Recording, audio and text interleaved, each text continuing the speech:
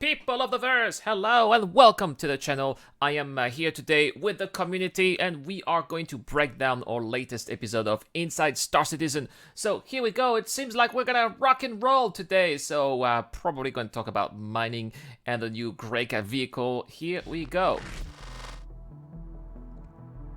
Yeah, I think that profession vehicles we already starting on a high note here with the Grimex music. are really important to introduce different careers to the game because Oh not yeah, does it fit? It totally fits in a Freelancer Max. everyone wants to do combat.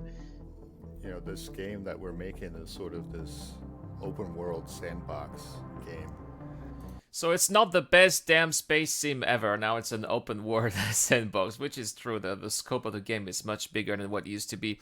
Lots of people are complaining, say, hey, you know, this is not what I pledged for. And this is funny. And that's another reason why I'm excited about Star Wars Squadrons, is because Star Wars Squadrons look like it's going to be the game that we originally pledged for back in 2012. In 2012, we had no idea that there would be all those planets. I'm not complaining. I love Star Citizen the way it is, but back in 2012 we were not complaining about. We had no idea about there will be planetary landings and all of these different professions. Star Citizen was just about taking a ship, taking off, killing some NPCs and some other players, and going back to the hangar. That's what it was, and that's what Star Wars Squadron is going to be about. So it's going to be interesting to see how people are going to react is there, and what's going to be the interaction between Star Citizen players and Squadrons players at the same time.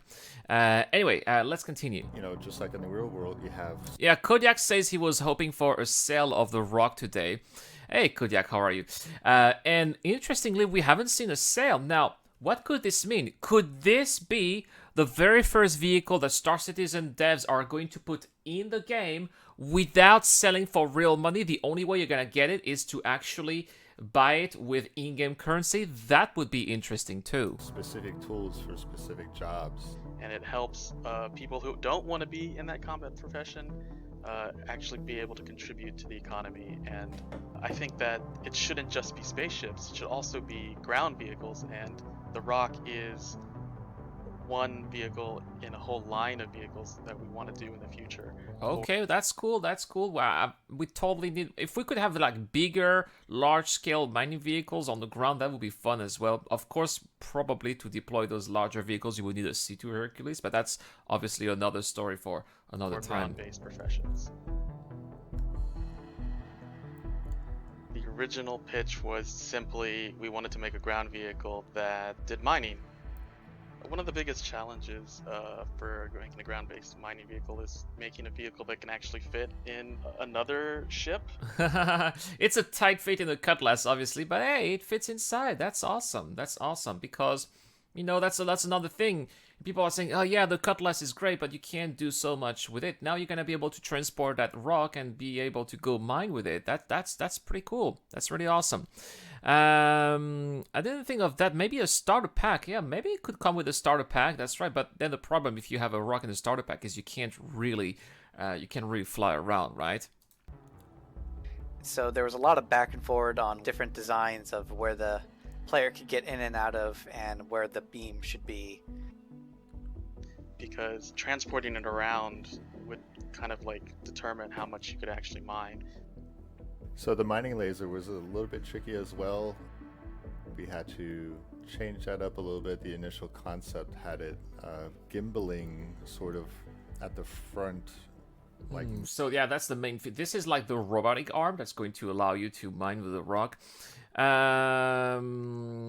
So Havoc Racing says some YouTubers have it. Yes, they are Evo caddies. That's why they have it. Now the other thing is that Cloud Imperium does give some vehicles to give away to some content creators. I don't know why. Cloud Imperium has never reached out to me. They never contacted me, like even for the Prowler or other vehicles. They never. I don't know. Maybe they don't like me. I don't know. I don't know what's going on. I don't know how the other content creators get these vehicles and give them away. But as far as I'm concerned, guys, I've never been contacted by CIG. mount. but that would kind of intersect with the cabin a little bit, and you couldn't get as much range as you wanted to, like to hit all of the rocks in front of you. So we had to put an articulated arm on there so that Wow, you could this is so actually, cool. This kind of looks like an gimbal the excavator, arm but around actually to you get go as mine much, with it. range Very and industrial everything. indeed. And also, actually, we actually restricted movement to when it's folded back, you can't go left and right with it, otherwise it crashes. So there was just like some trickery we had to do with the animations to make sure that it, it's smooth and it doesn't, intersect with the geo behind it, basically. Okay, that's oh, look So at when that, we- a yellow mining laser. It's pretty much of a difference compared to the others. Maybe because it's not as powerful as those in the Prospector. Hey, thank you, the Griffiths. Thank you so much. Yeah, Jen Palo, I know you were here since the beginning, man, and we're gonna have an interesting video later about a little retrospective of the channel. Hi, Yo Zed, thank you so much for the $5.49, man. I'm out of coffee, so I'm gonna drink some milk. But thank you so much. Highly appreciate it, man. First started off with the concept, we thought that we'd only have the mining laser, and in order to pick up the crystals, you would just get out of the vehicle and just pick them up. Or you'd Oh have a- my! I mean, 1, 2, 3, 4, 5, 6, 7, 8, 9. Well, there's 10 of them, but getting out of the vehicle, picking up stuff, and bring. Oh, that is. I mean, when you do that by hand with the rucksack, it's already so tedious.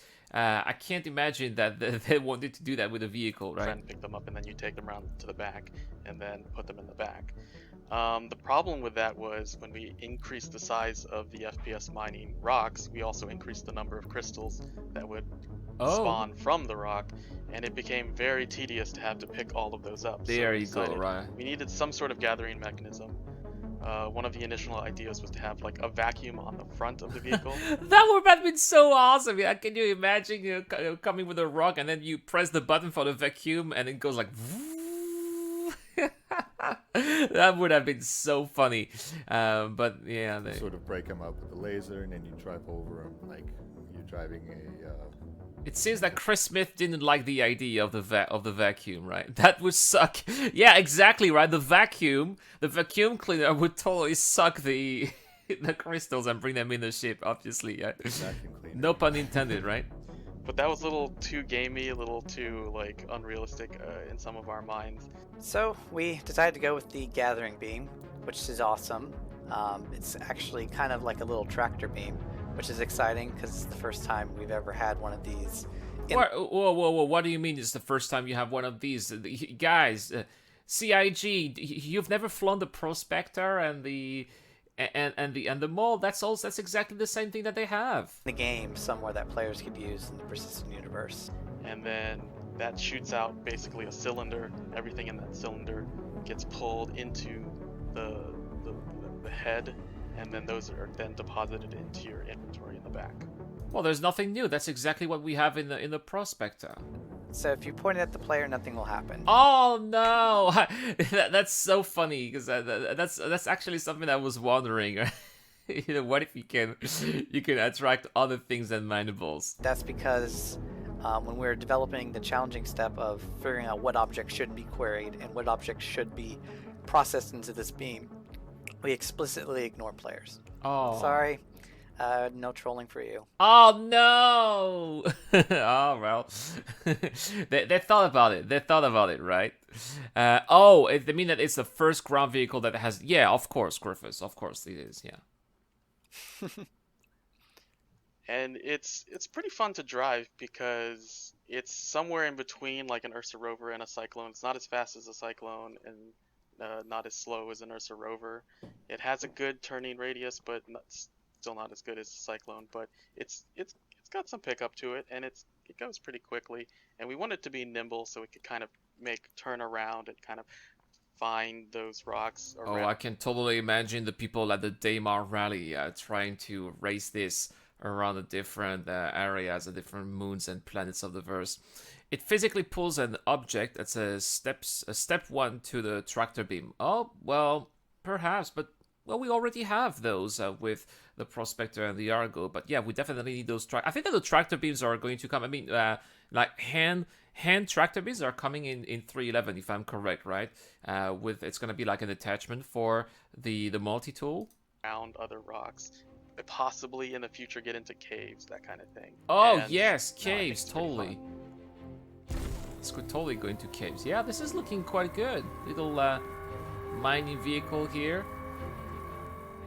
So gonna have a whole range of different activities for the mining profession. That's definitely not tier 0, right? Got hand mining, ship Greycat mining, ROC vehicle makes its mining. arrival in the Alright. upcoming Alpha 3.10, and it's the first step in bringing more profession-based ground vehicles to the Star Citizen persistent universe. Up next, explosions. Players got their first chance to see the Idris capital ship and its destruction up close and in action live in the recently completed Fleet Week event. Let's take a look now at the team's work bringing that destruction to life. All right, gonna have we're gonna blow some stuff up. So how do you tell a story through explosions? This guy, Mike Snowden, you look like a guy who likes to blow things up. He seems quite excited about these explosions, right? The Eradicator, you should do a cyclone race with a cyclone with a turret and have people shoot each other. Yeah, but the problem, man, the Griffiths, the problem is that I feel sick in the cyclone. I usually ground vehicles, when I'm driving ground vehicles, I kind of want to throw up after a while. So that's not really something that I would do. It might sound like a strange thing to say, but there is actually a story within an explosion, and especially as a VFX artist, that really matters because that helps you make it authentic. Alright, so let's blow ships up. Okay, looks like, yeah, that's totally an Idris. Oh, whoa, that definitely looks quite epic. The thing that I enjoy most about working on explosions It's like... Yeah, let's do this again. This is so funny. Yeah, we got those explosions. This is what I enjoy the most. I really like when it blows up. I like this guy. I think that we have something in common. The thing that I enjoy most about working on explosions or being That's like, I enjoy working on explosions. Oh yeah, to blow things up. I like this guy. part of the team making explosions is, I mean, it's kind of why I got into VFX in the first place. Who doesn't like a good, big, monstrous Yeah, I explosion totally in get it. films Well, or games? well, he did a good job. When you defeat your enemies in any game, really, you want to have the sense of accomplishment. And I like the contrast between the first guy. Oh, I really like when they blow things up. This is what. And then the other guy is like much more quiet. It's like, well, you know, when we blow things up, there's a sense of accomplishment. The other guy is much more quiet, right? Yeah, right. Makes a big boom. It's good. Absolutely, right. Not very often is achieved by explosions. It's the attention-seeking visual thing that's gonna kind of dominate the screen, and to be a part of that, and to be able to work on that and to make that in a game such as ours, it's a real privilege. I can tell. I mean, the guy likes to blow things up, and he gets these things to come for real. Like, he's exactly Gianpaolo is totally fit for the job, right? Totally fit for the job. So the process of blowing up something the size of an Idris begins with reference gathering. All effects actually start with the reference process. We do this because we need to understand what that thing needs to look like, as obvious as that sounds.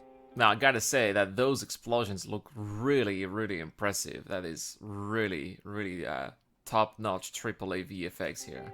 We have the core explosion itself, so the actual fuel source creating that big fiery blast. We've got the shockwave, there'll always be a strong light source, we'll have debris, we'll have shrapnel, sparks, there'll be lingering smoke, and then typically we'll have things like camera shake and other post effects that can really sort of bring that whole thing together.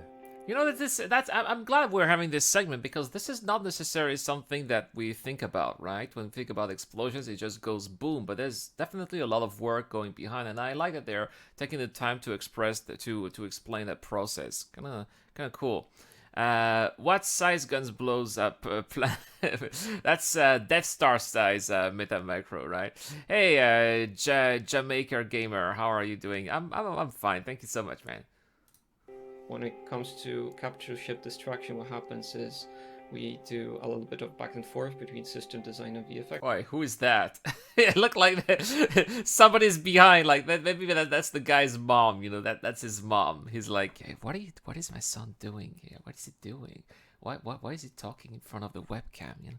Team, so all the pieces are split in a way that allows us to express visuals a bit more the way we wanted. So All this is where right, the so they're having those explosions like a movie scene, you know? mood board, specifically the timing elements of that, can get kind of fine-tuned actually, even in an early stage, and it really helps the artist in that process. So rather than just a big one-shot, all the inner workings of that ship, you're conveying the catastrophic damages that has happened to that Wow. So blowing up the Idris is going to the Idris blowing up is going to take 35 seconds. That is insane. That is a really long explosion animation, man. thing. It's a chain of events really, and that is the same really for a big explosion in our game. So after the mood board, which is essentially pre-production, we move into full production. This is where the artist, armed with all the information that they got from that pre-production stage, they now actually go into engine and to do the fun part really. This is where they start to work on the effects. Oh, they broke the magic gun again. Yes. So, all right. So that's where they basically, each ship is going to have its own way of exploding. Probably depending on how much fuel it has and its size, probably. They know what they're trying to make. Knowing how the vehicle is separated into pieces is very valuable, because all these individual elements will Griffith dictate says that he's wondering how long the Bengal will take to go boom. Well, we need to have the Bengal in game first, right? It's probably going to be very difficult. It's probably a sight that not a lot of people will see, Griffiths. Visual elements we can use, and where are we going to place them. For example, if a thruster breaks off, the logical thing to do would be to place like an explosion in the location of breakage. The reason why is because thrusters usually hold some fuel in them, so having this explosion would be fine. But if it's just like a tip of the wing, you don't really want any fiery explosion, you just want metal pieces flying off. So knowing all these separation elements and locations, like I said, dictates what visual choices we make. Yeah, So that's the there's super always going to rock, be a performance cost when working in video games. Making a massive scale explosion, we need to be smart. We need to make sure that we know that we can actually make that effect without breaking the game. If 5 of those explosions happen, it needs to be a scalable process. Whoa, how many Idrises here are exploding? That's insane. Got At the 1, end of the 2, day, 3. Once you go through this whole process, you spend hours and hours making this explosion. The most rewarding thing is actually submitting and looking at all the gameplays 1, 2, and seeing 3, people 4. happy Wow, and that is like the excited about destruction that you see. that's the And final if I see at least one that's a big comment firework. on Reddit or YouTube or any place really, and someone says, "Well, that's an awesome looking explosion." Well, that's worth doing my job. All right. So that's what this show's about. So telling us about what explosions are, how they're made, performance costs. Okay, well, this was kind of a filler episode, obviously, right? Because we didn't learn anything about Star Citizen Alpha 3.11. But at the same time, from time to time, it's also important that, it's nice to get to know what the processes are regarding what we get to see in the verse. How did we get to that point, and what are the different stages of eventually completing a feature that makes it into the verse. I like those segments. I don't want to see them all the time. But at the same time, it's also what these shows are about, explaining to the masses how the game is made. I like this episode, a nice filler episode. I hope that next time we're gonna... Oh, no, I don't want to see a Star Citizen leaks. I hope that next time we are going to have something a little bit juicier. I know that we have spring reports every 2 weeks, so 2 more. Next week is going to be a little bit more exciting, for sure, right?